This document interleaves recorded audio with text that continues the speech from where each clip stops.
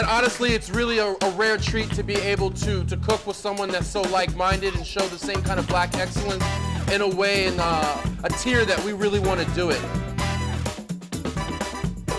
So what we have is a grilled shiitake with awase, Ethiopian spiced butter, a little feta ibe, and then just grilled and skewered.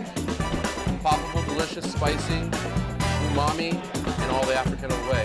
So on top is a sashimi cut conch. Gives you a lot of texture, a lot of bite. And then we've dressed that with a gooseberry shito, a Ghanaian condiment usually used with rice, meat, fish. It consists of dried shrimp, chilies, garlic, palm oil, and you'll see that kind of consistently throughout the dish, right? So preservation is a really big part of African culture, right? A lot of that stuff gets used, one, to boost flavor, and two, to store food. Underneath in the box is a cod fritter, also with conch as well in it, and a little bit of chili as well. So this is our dry-aged monkfish. It's actually seasoned with one of Chef Cleo's seasonings. The one of 30. The one of 30. So it's dry-aged, and then it was marinated in thyme and then sea salt and lime zest. And then we sous vide it.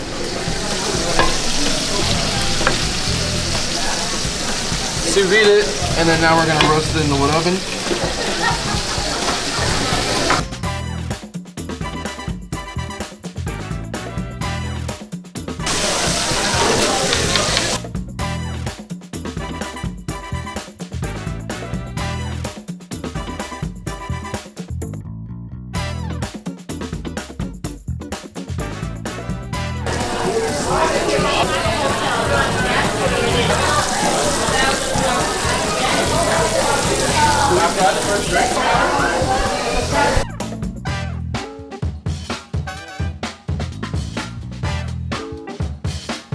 Here we haven't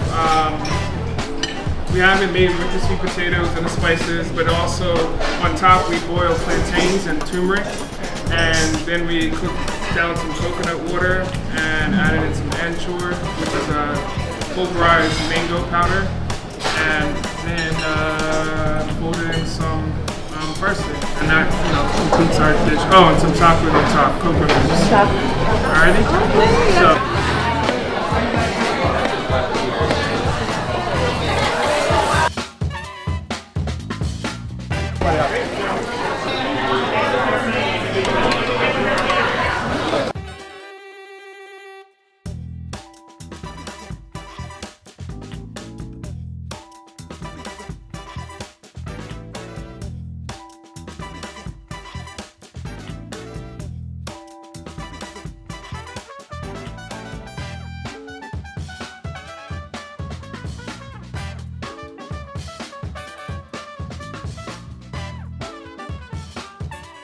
Say it again. Need you to tell the audience how great it is working with me. Yo, I'm here with my boy Sparks, documenting the whole thing. Oh, he's your boy now. But he didn't want to reply to DMs. Look, this is what you told me to do, okay? Hey, good thing I'm editing it. I need testimonials to put my page. No, you need to leave that in there.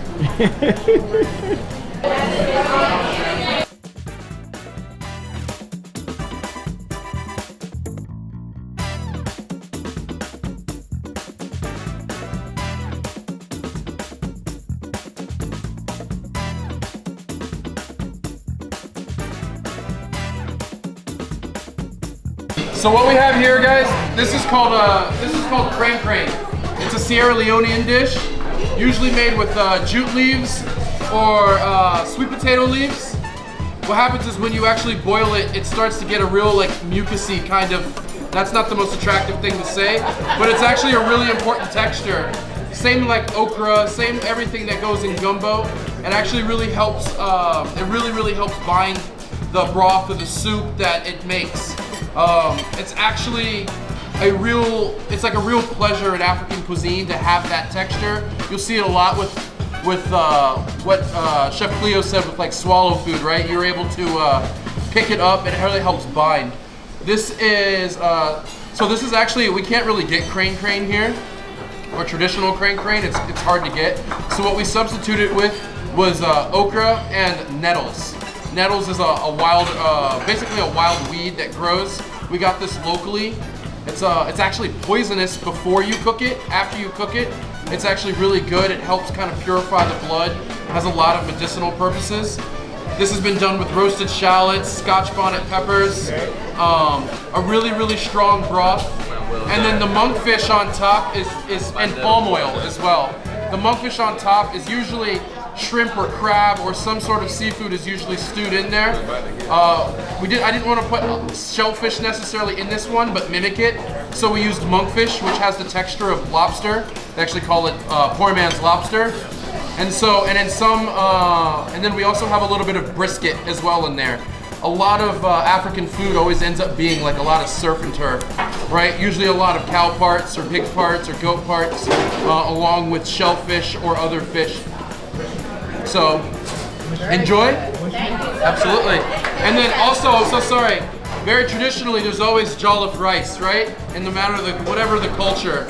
So, this rice is actually for your next 2 courses. Eat it as you will. It is made with an obiata, basically a tomato and pepper curry, which gives it its red. Also a little bit of palm oil. This does have shellfish in it, so if someone does have a shellfish allergy, the rice does have shellfish in it, okay?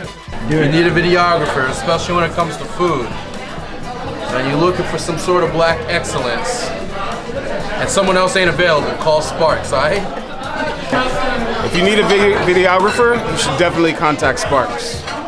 He's the man. Ready? Yeah, I'm ready. If you need a videographer, contact Sparks. Forgot my name, bro. I was about to say your first name, but I know you don't like people to say your first name, so that's why I stumbled. Heard that.